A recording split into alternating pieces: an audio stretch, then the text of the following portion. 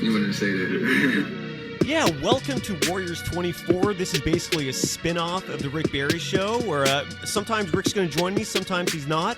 But the Warriors are relevant again, in my humble opinion. The last 2 years, they've been sort of. I mean, Steph Curry kept them relevant last year, but the year before that, they were just an irrelevant, uninteresting team. And now we have a team that could be a championship contender, and we want to pump out some more content. But today, Rick Barry is with me. Rick, how you doing, sir?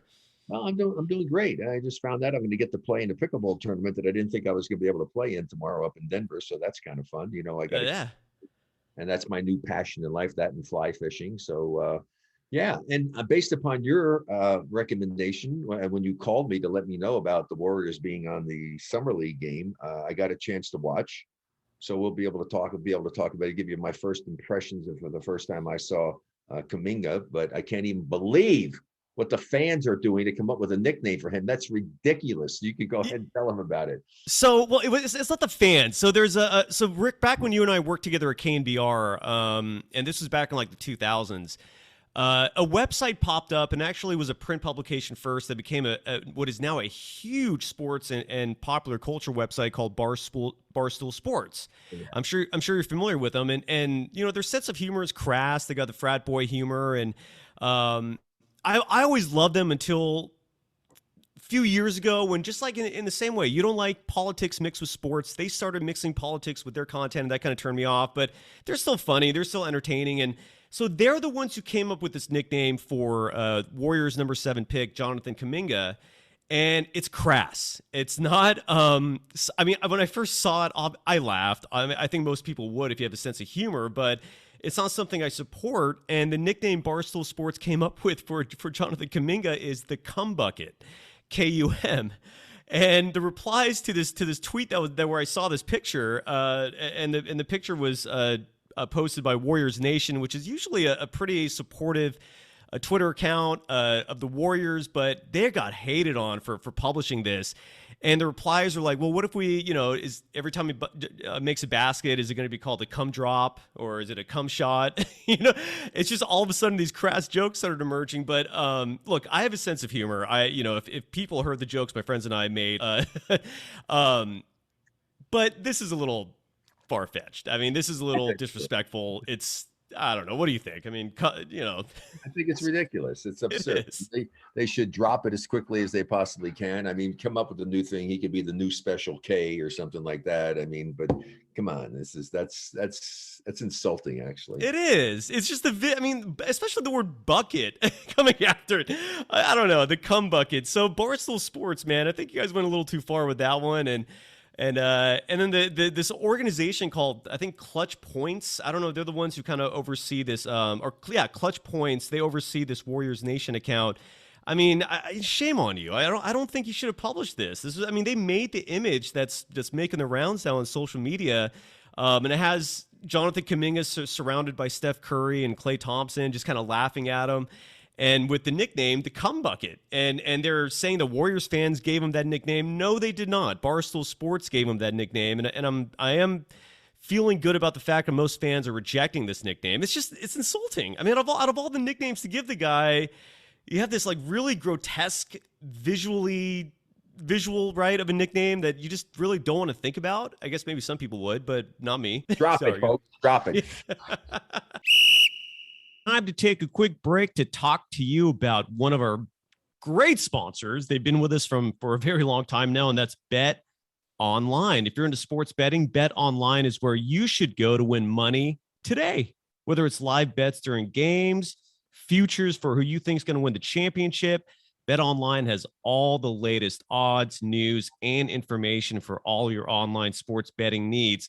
Visit the website today, betonline.ag, or use your mobile device to join and receive your 50% welcome bonus on your first deposit. So before the next big game, head on over to Bet Online and start playing today. Bet Online, your online sportsbook experts. So I don't know if you've heard, but apparently former NBA player Lamar Odom may be returning to professional basketball in Spain soon. I was reading a press release about how he started taking a pH balance alkaline supplement called Balance 7, and that's what's helped him bounce back from his hospitalization back in 2015. He even said, I have an enormous amount of energy, which is good for me.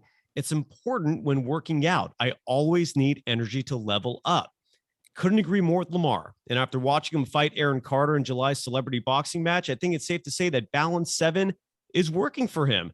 Cool thing is, we've got a promotion running with Balance 7 right now, where if you go to their website, balance7.com, and use the code BELIEVE, that's BLEAV, at checkout, you'll receive a free 4-ounce bottle of My Smooth Skin with any purchase of Balance 7 products. That product retails at $13.99, so I'd say it's worth it.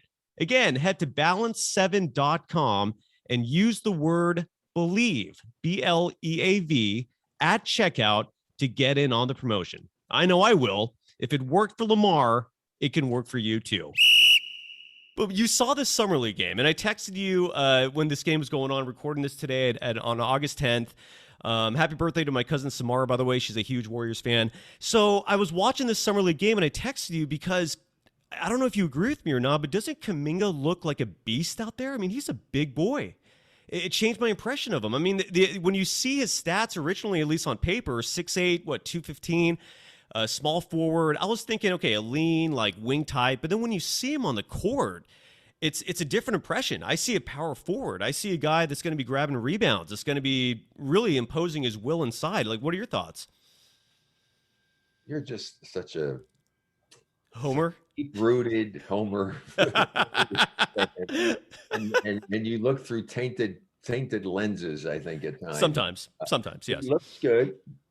He certainly doesn't look like LeBron James coming like a man child. He's not a man child. No, he's got a decent body. He's okay in that regard. My initial impression, he does what so many young players do when they come into the league. If I were the Warriors, one of the things I would talk to him about is said, hey, little Special K or whatever his name's going to be, slow it down.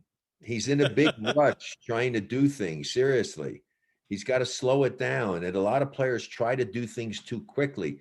You don't have to do things super quickly. Actually, the key to great offense is doing things that cause the defense to react to what you're doing. More slow and deliberate, and then the move to get even with your guy or even possibly past him, that's the quick spot. That's when you make the quick move.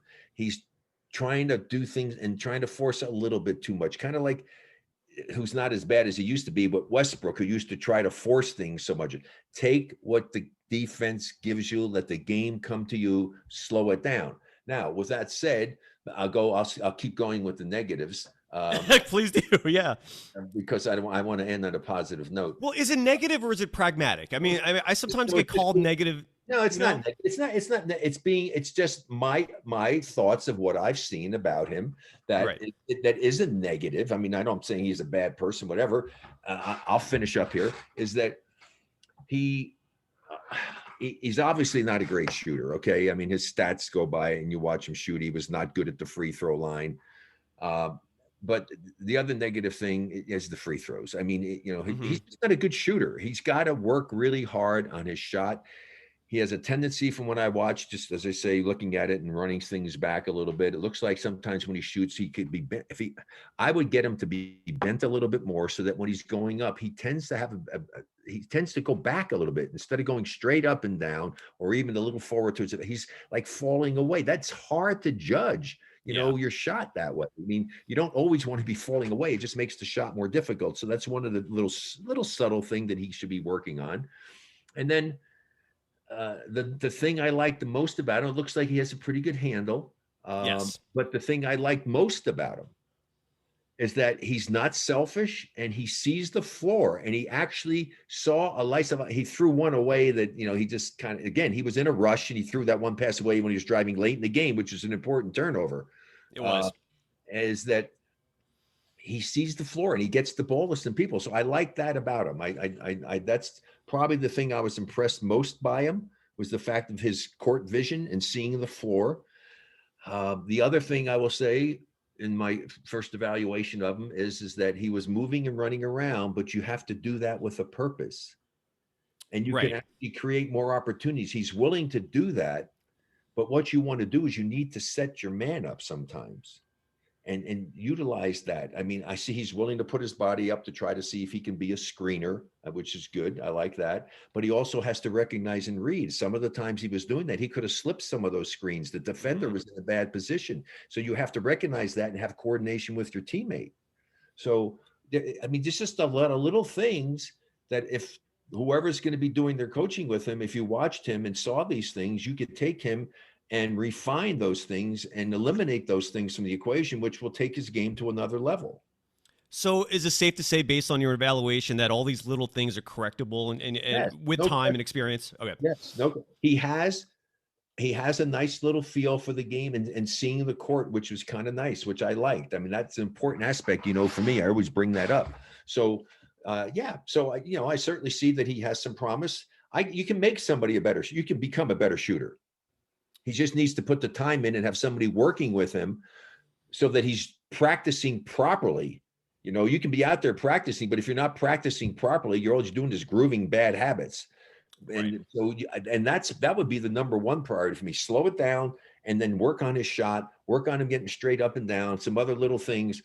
It would be, let me just say this, he would be a fun guy. I could work with him and help him tremendously because he's 6'8". He's like close to my size when I played. He's got some ability and talent. He's got athleticism, obviously. I could turn him into a really good basketball player. It still bums me out that you were not hired as a coach, that the Warriors never looked at you as a head coach, or at least in some sort of position. It fucking pisses me off, Rick. And by the way, you said something last show that we did with Kristen Peak, and I wanted to bring this up with you, and I don't know if it's going to rile you up or not, but Steph Curry recently signed that new extension that's going to make him a billionaire, basically, at some point in his life in the near future. If you were playing today, you'd be getting a deal like that.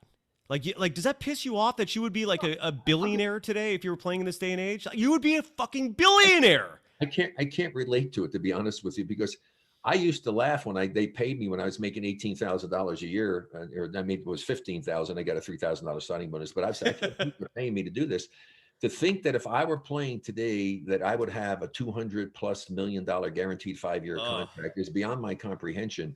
It really is. I just can't even relate to it. In fact, I was in the locker room with my guys from the big three. I was Jody Meeks and Will McDonald and Leandro Barbosa, who I can't even adequately express to you how impressed I am with Leandro Barbosa and what a quality individual he is. I have a great picture, that I wish I could show everybody there. I'm going to put it on your Instagram, and you can follow Rick on Instagram at Rick24Barry. You can follow him on all social media platforms there. I'm going to show you this picture that I have after a game when I had him coach and he played. I have two of them actually. But yeah, if you don't mind, I mean, it's obviously your social media account, but if you post it there, it'll drive people there as well. Look at this picture. Oh my God! So it's a picture of Rick basically almost holding Leandro's head like he's your son. Talking to him. And then there was the other one. Then I even got even closer to that. Let me show it to you. Here it is. Please publish these. Look at this one. Hold on, let me get it so that you can see this. Oh, there you go. Yeah, that's love right there, man. That's a loving embrace. He came out. He was apologizing after he just remarked. He helped us win the game. Without him, we don't even win. And I just went up to him, and what I said when my head was to him with that picture I just showed you, I said, Leandro, if I were coaching in the NBA and I had 15 players like you, I would think I died and went to heaven. Rick, you've got a big heart, and that's one of the many reasons why I love you. You got a huge heart, man. I know you are. He is such a classy guy, and I just love him. I absolutely love him. I had no idea, who he was as a person. I mean, I know he played with the Warriors at one time. I really never, got to meet him or do anything. I love this guy. He's amazing. The Warriors are lucky to have him. He's still at 39 is still quick as hell. He's still the Brazilian blur. I mean, he's going by people. He's special. I mean, and it's been great for me because I've had teams that haven't been competitive and doing stuff, and we're very competitive. And in fact, I had to appeal the last game because the officials messed up on us and cost us a chance to win. Oh. And if we had that victory, we'd be tied for third, have a chance to go to the playoffs. We got 2 more games left. So, but anyway, this is the thing I'm just talking about. Players and doing stuff. Leandro is unbelievable. But I can't relate. So I'm just saying, back to the story. We were all talking there, and then my other one, but Brian wasn't in the locker room this time. Scalabrini, who's the captain, because he's actually has COVID, and so does he have symptoms? Is he feeling it, or is it just one of Spencer those Hawes, things? Spencer Hawes is one. Well, we get tested every day. I mean, so it's, right. So is he? What I'm saying is he sick, or did he just test positive? And he's okay. just tested and had to go through the protocols. Gotcha. But anyway, these guys are talking about stuff, and this guy, this many million. I said, guys, I can't relate to what you're talking about. I never heard the word $1 million in my contract negotiation. These guys are throwing out these millions and stuff and all. So it's a totally different world. But I don't have any issue with these guys making the kind of money. I mean, that's great. I mean, God bless them. I mean, I think good for them. Personally, I think the owners are out of their freaking mind paying a lot of these guys what they're paying. I mean, there's not a whole lot of guys that are worth the kind of money that are being paid, in my opinion, based upon their skill level and what they do on the basketball court. Steph Curry's worth it to me. I mean, he's one of those guys that's worth it. Clay's worth the money. I mean, certain guys are worth whatever money they're getting. A whole bunch of other guys are not. There are tons of players out there. There are tons of players out there that they could get for minimum contracts that would be every bit as good for them and their team as to what they have right now. Why they are paying those kinds of dollars when you have 15 men on your roster to pay multi-millions of dollars to someone who's never going to play and just sit on the bench is beyond my I can't even believe that, because you know how many guys are as good or better than those guys who would be thrilled to take a minimum contract? Absolutely. And, sometimes the market does correct itself. Like the news just broke that Dennis Schroeder, the point guard for the Lakers last year, who turned down a very lucrative contract extension because he wanted $20 million a year. He just signed a 1-year, $5.9 million deal with the Celtics. So sometimes the market does correct itself when it comes to the players, and Dennis got greedy. They're out of their minds. I mean, being offering this money. I mean, then you go back. I mean, the first one that actually happened like that was Latrell Sprewell. Because since we're yes, that's right. Yeah, he turned down. He wound up out of the league. I mean, come on, the old proverbial cliche, right? The thing is the sayings, the adages they have: a bird in the hand is worth two in the bush. Okay, somebody's offering you $20 million. Hey, sign the damn contract and go to church and light a candle and say thank you, God. I seriously wonder if Kelly Oubre Jr. Because I remember seeing reports where he wanted $20 million a year and he ended up getting 12.5. I do wonder if we got to find out at some point if the Warriors actually even offered him an extension. I haven't seen Myers or Lake or anybody being interviewed since Oubre left. But if they did offer it to him, I don't know. I don't think my guess would be that they didn't. Why? First of all, why? And if they did, why? Why would you offer crazy money to a guy who really had a up and down season? I mean, a really down season to start with. It was unbelievable. Who has expressed that he does not want to do what you really need him to do, which is to come off the bench.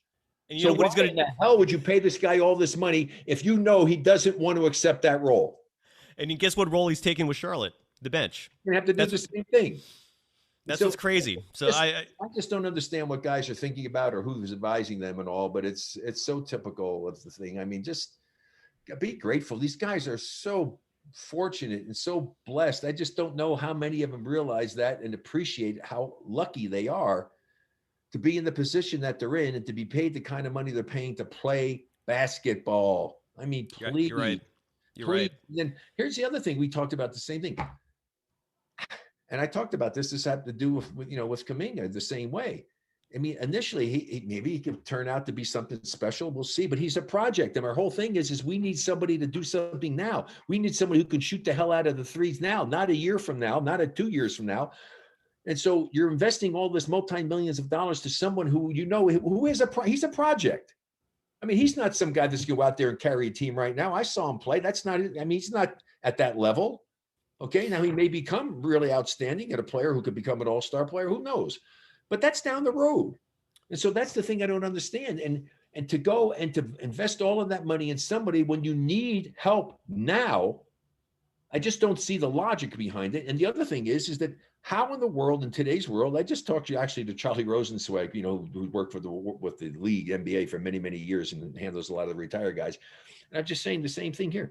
I said, how does any team in the NBA, today's NBA, sign any wing player who is not a good three-point shooter the way the game's played? I guess if they play great defense, you need No, that too, right? no, I'm saying a wing player, not a big guy. Not some. Who cares about good? It's not about individual defense, Cyrus. It's about team defense. Give me a guy who's a great team defender who's not that great individually. I'd rather have him because he's going to be more beneficial to our team because you win with team defense, not with individual defense. Right. But some defenders are better than others. You would agree with that, right? I mean, no question, but that's a bonus. If you can get a guy who knows how to play team defense and understands the concepts and is a good defender as well, that's a bonus. But if I hang on one or the other, I don't want the great individual defender who can't play team defense because he becomes a liability to me. Yeah, I mean, the whole thing with Oubre that I was just upset about is that he made $15 million last year, and you can't sign another player at that salary. And I just was hoping that at least sign and trade him or trade. Like, why didn't they trade him last year? I mean, I don't. He probably wanted him. But then I don't. Yeah, I mean, I'm really, really curious to see what Myers says about that situation. He hasn't been interviewed yet. And going back to the 3-point shooting, by the way, this leads to the other lottery pick, Moses Moody. What do you think about him? Do you think he's ready to at least? He looks like a great shooter. Do you think he could fill that role right away? Yeah, he did it. He did a nice job out there. Made some nice passes. Saw the floor really well, and certainly knows how to play the game. I mean, it's not like they drafted some bum. I mean, the guy can play. I mean, and but how good is he going to be? I to be honest with you, with the way he shoots the ball and doing stuff, he could be more of a asset to the team than Kuminga. The cum bucket. The cum bucket. Because, the cum bucket. Because of the fact that he can shoot the three. Right. You're going to play in the Warriors team. You're going to play in that team. You got to be able to shoot the three. Well, with Kuminga, what I really like is that it seems like he can be a solid rebounder, and the Warriors need that too. I mean, they're such a small team, and I don't know why they love to stay so small. We talked about this last show. Their tallest player is outside of Wiseman. I think is 6'9" or 6'10". It's that veteran they signed recently, who I still can't pronounce his name. So I'm hoping Kuminga can step in right away in a role like that, and the shooting will come later on. The only two players, by the way, the Warriors still have their mid-level exception. It's approximately $5.9 million that they can use on a player. There's two players out there, Paul Millsap we talked about, and then Avery Bradley. I really hope they sign one of those two guys because I think Avery Bradley can shoot the three. No. You mean what? The slot? That salary slot? No, I thought they already signed with somebody. Millsap? No, not yet. Millsap is still out there, and as far as I know, Avery Bradley's still out there. And I'm crossing my fingers the Warriors get one of those two guys. Those are the two top-tier players still available. So I hope the Warriors use that because they still need at least one more veteran on the team. So, thank you for – go ahead, sorry. No, we'll see what happens. I mean, I don't know what they're going to do, but I do think that you want to have somebody that's got experience in doing it. But then again, I mean – it's like a double-edged sword. Yeah. So you want somebody who had the experience, but you know what you got with him. You've got somebody else who you think could be better than that guy. Okay. Right. But the thing is that you need somebody to help you now for Steph and for Clay and for Draymond to have a chance to compete for the championship now. So it's kind of a conundrum in a way. It is. And again, that's why I'm really hoping for one of those two veterans because they could come in right away. You know what would be the dream scenario is you can split that mid-level exception up. So it's like $5.9 million. So you can offer 2.8 to one player, 2.8 to the other, or however you want to do it. If you can get both those guys, that'd just be even better. And by the way, Rick, I don't know if you heard one final piece of news before we wrap things up here. Nico Mannion has signed with an Italian pro league, so he's not going to be playing for the Warriors this year. So in the span of one day, they lost Nico Mannion. They do retain his rights. So I'm curious, from your perspective, do you think that experience playing in the pro level overseas will help him in a year or so, and you might benefit the Warriors? Well, no question about it. I mean, the fact is you can only learn so much sitting and watching. Right. I mean, you got to get out there and you got to play, and you got to go and get the experience. You have to learn the different things. Sometimes you have to learn things the hard way. I mean, It's the same thing. And just watching Kuminga, everything. I mean, there's stuff he needs to learn. To me, if I were them, I would start on a regimented program right now, working on the little elements that I just told you about. Because here's the deal. You can turn him into an asset for your team by half a season if he's willing to put the time and the effort in and they work on the right things, especially the shooting, especially slowing things down. I mean, the little stuff that I was just talking about, if you can instill that in him and work with him and go over it, when he does get in the game, get a chance to do it, put him in any chance you get to see, and then fit him in to turn him into someone who can become an asset for you the second half of your season. Right. Going into the playoffs. Yeah, because the talent's there, and then the Warriors signed a point guard from the the Brooklyn Nets, Chris Chiozza. I never heard of this guy. Oh, he played with my son Canyon. I love him. Oh, he's a Warrior now. Love Chiozza. He's a Warrior now. Signed Chiozza? Yes, they did it yesterday. Okay, I'm telling you right now, I love Chiozza. Should have been the starter at the Florida basketball team. Woo! I'm gonna tell you, for the way the Warriors play. Get the ball to people, see the floor, play tough defense, harass a guy. Chris Chiozza is a good. I'm excited about. I'm more excited about that than I am about the 2 draft picks. Oh, that's incredible. And the Brooklyn Nets fans were disappointed that he left. So when I saw that I took that as great news, and your excitement just doubles it up. Oh, yes. No. When he played when Canyon did his back cuts and stuff, like he can move without the ball when they were teammates. Chiozza's the guy that'll get the ball to him. He'll get it to open people. He can do it. He's very small, but the guy, and I'm talking about, you want to come in and you want to put pressure on the other teams, the guy, and put a guy to make him work his butt off, bringing that ball up the floor. Chiozza's quick. He's good. He sees the floor. And I love Chiozza. Oh, that is music. It's the size is the problem. Right. He's a really nice guy to come in, move it around, do stuff. Not the guy's coming in looking to score. He's looking to create for his teammates. The prototypical, little point guard who can do some good things for your team. I really do. I really like him a lot. Oh, that's music to my ears. And that's a positive note we can wrap up the first edition of Warriors 24/7 on. Rick, thank you, sir, for coming on. You can follow Rick Barry on every social media platform. He's going to post those great pictures of him and Leandro Barbosa when he was coaching him in the Big Three. What's your team called? The Ball Hogs, right? Yeah, is that your team? When I first did it years ago with Cube, Ice Cube, I said, Cube, I don't know. I mean, Ball Hogs are cute, clever, nice name. Yeah, it's kind of fun and everything. I said, but if my team plays like that, we're never going to win. But do you have a relationship with Cube? Can we get him on the Rick Barry show soon? Maybe I'll do possibility. Yeah, we'll get him on. I'm sure he. Yeah, we should. And definitely let's try to get Leandro. I know we tried to do that before. But Rick, always a pleasure. You're going to post those pictures soon on your Instagram account. You can follow Rick Barry on all of his social media platforms at Rick24Barry. His website's going to launch soon. We'll hype that up when that happens. That's going to be rickbarry24.com. You can follow me on Twitter at DogSurfRoadshow. And you can follow this program on Twitter at Warriors24Pod. We're part of the Warriors24 Podcast Network, named after the legend himself, the Hall of Famer himself, the man whose jersey hangs in the rafters of Chase Center, Rick Barry. Rick, always a pleasure, sir. Thank you. God bless everybody.